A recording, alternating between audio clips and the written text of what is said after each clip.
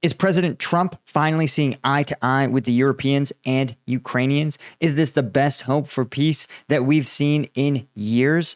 But is there just one tiny little problem that we still need to sort out?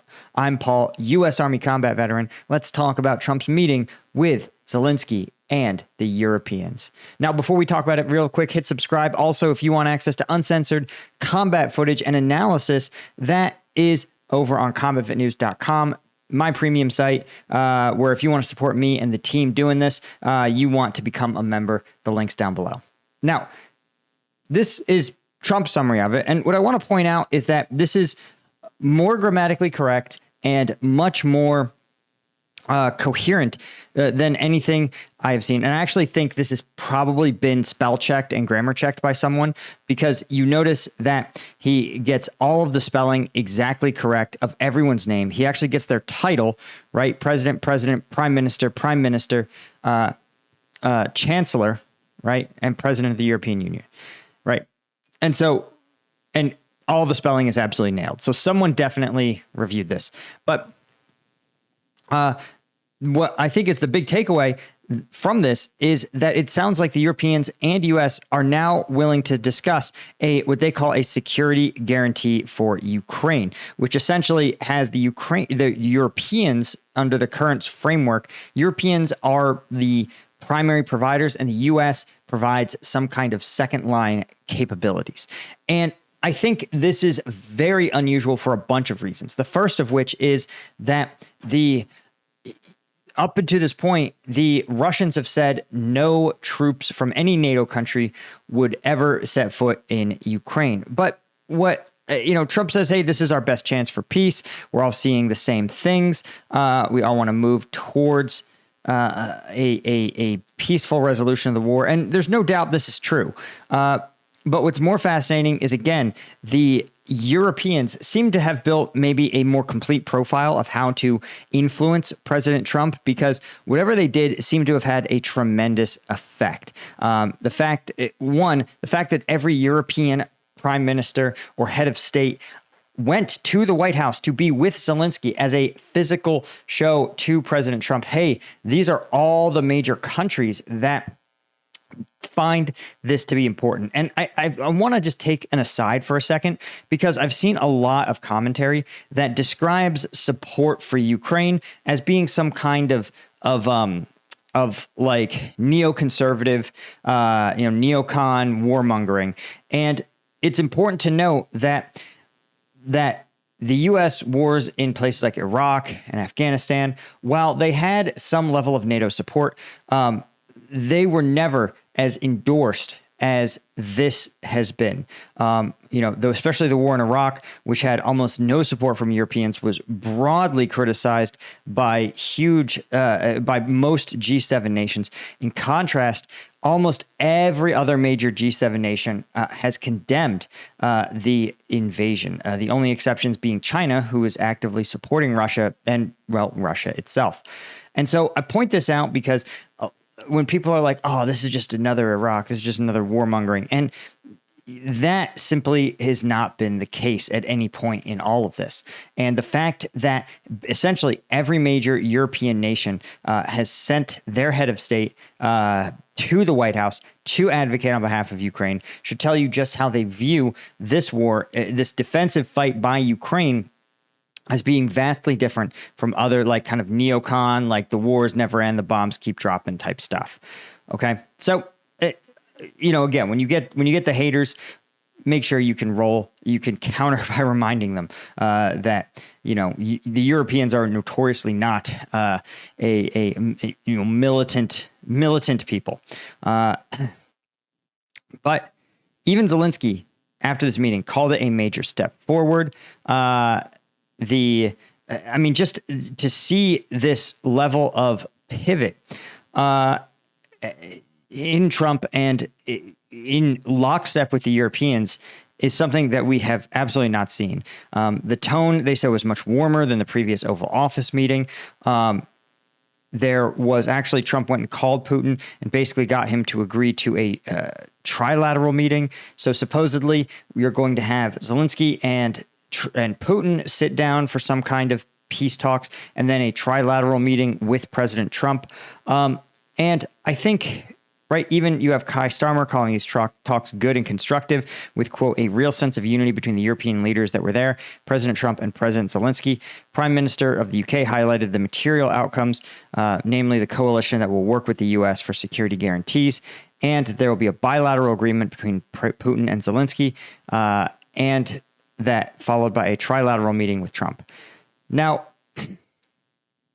what I also thought was interesting is that Starmer acknowledged the other issues that we talked about, right? A recognition of the principle that on some of these issues, territory or exchange of prisoners, or the very serious issue of the return of children, that is something where Ukraine must be at the table, right? These were the two outcomes that were important coming out of today. And he says we've made real progress.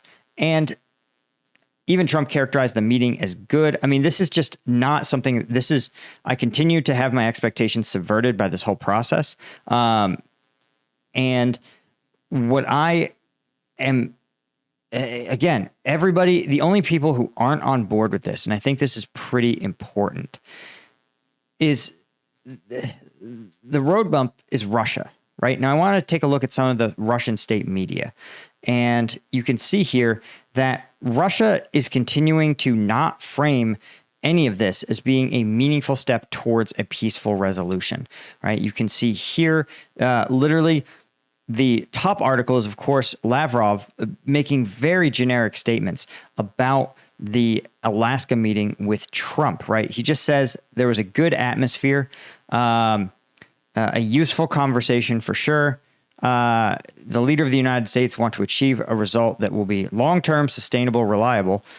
But then he adds, unlike the Europeans, who at that time were saying on every corner that all that was needed was a ceasefire, and after that they would continue to supply weapons to Ukraine. Now, one of the other outcomes of this meeting, supposedly, is that the Europeans are going to buy something like $90 billion of U.S. weapons over time for Ukraine. So this idea where they say, again, you can see Lavrov already positioning himself as saying these sort of actions are unacceptable. And we've talked about the fact that, NATO membership, Russia like getting to create these like buffer states on its border to avoid the NATO encirclement, right? Which again, NATO hasn't moved closer to Russia since 2004, is all kind of a smokescreen, right? And Russia's actual demands have been remarkably consistent, which is the political, military, and economic, diplomatic, and military subordination of Ukraine, right? They want to turn it into a vassal state.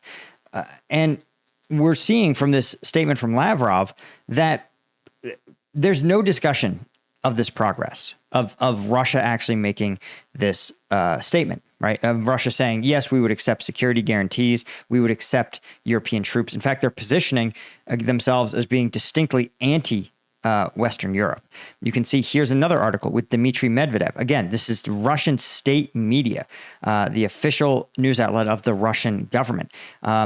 And here, Dmitry Medvedev gets quoted in the top line saying the anti-Russian warmongering coalition of the willing failed to outplay the U.S. leader on his turf, saying Europe thanked and sucked up to him.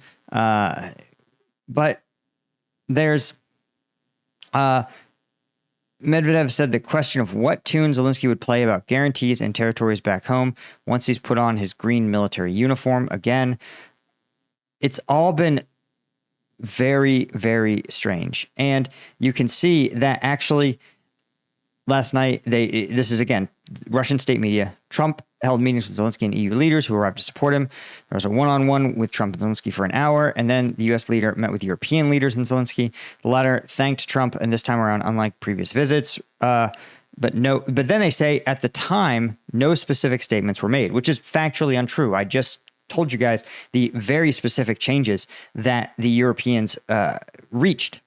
And this is just very, very strange. And you can see here even just more sort of strangeness, right? This is Lavrov 9 minutes ago saying Russia never set the goal of seizing territories, which is factually untrue. Perhaps at the initial invasion, their goal was not to seize territory, but to replace the government, right? But then he adds, Russia never set the objective of seizing Crimea, Donbas, or what Novorussia, which they call which is their term for the annexed Donbas and Luhansk regions. Donbas, Luhansk, Zaporizhzhia, and Kherson.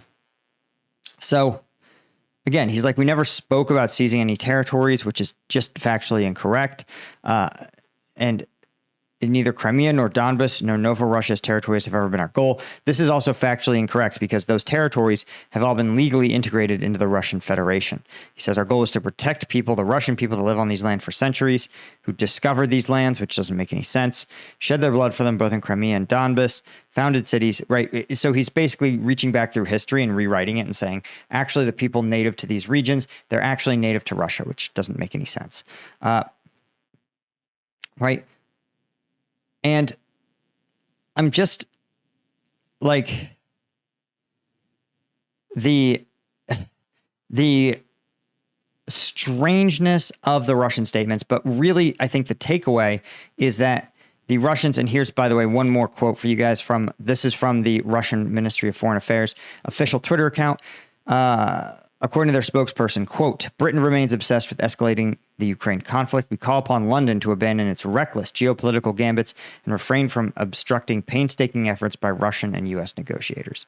So the problem, as you guys can see, is that Russia has not alluded to any of this. They've not alluded to a softening stance. They've vaguely alluded to meetings. And I think the takeaway here is, again, that Russia has not shown any actions still that have been moves towards de-escalating the war or ending the war. And that, I think, is an important takeaway, because you have the Europeans who obviously are like, hey, we want to see security guarantees. There might be some level of territory exchanges or simply an agreement to not pursue actively liberating those territories. But the Russians have not alluded to any of this. There has been the only person who's publicly said anything about this has been Trump. And this is sort of the core problem, is that, remember, after the actual meeting took place, Trump came out. He looked completely exhausted. He said, we had a talk. We didn't really get anywhere. There's nothing new to announce. It was good, but there's still some sticking points. And then that was it, right? And the Russians, for their part, said we just saw their official statement is it was sort of constructive. It was kind of good, the end.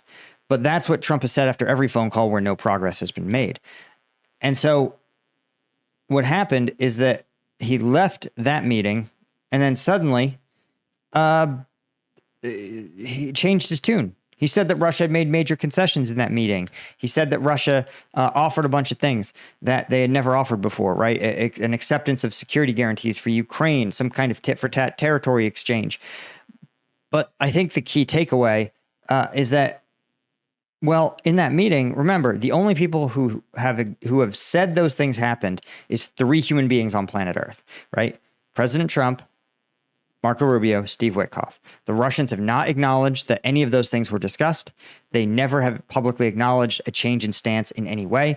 They have remained unbelievably hostile to the EU, to the UK. Again, they can't be this hostile and at the same breath be like, but we're willing to accept their peacekeepers in Ukraine, right? They would say stuff like, we welcome dialogue with the Europeans, something that's not actively combative. Because again, Putin's going to have to spin this, whatever the outcome is, he's going to have to spin it as a win. And right now there's no effort for them to spin this, to position themselves as anything other than actively hostile to the EU. And so this, I think, is the biggest, most troubling sign, is that the Russians have put nothing in writing. They have not expressed any flinching, any movement on their acceptance of NATO troops or coalition of the willing troops to safeguard Ukraine's borders. There's been none of it. And so before we sit there and go, this is the route to peace, we found it, be skeptical. Because remember, 48 hours ago, Trump had a very different stance on Zelensky and Ukraine and the war. And now he's U-turned again. But The problem is at some point you just can't really treat Trump as being credibly able to enact a policy and stick to it. And you can't really trust the Russians, especially when they put nothing in writing, made no statements, and have never acknowledged that they even said those things. Would it be strategic for Putin to just lie? Right? He may have gone in that meeting, said, listen, I'm never going to be held accountable for the things I say here because there's only 3 human beings here. So I'm just going to imply things or sort of allude to things or phrase things in a way that sounds credible in Russian but isn't credible in English, or vice versa.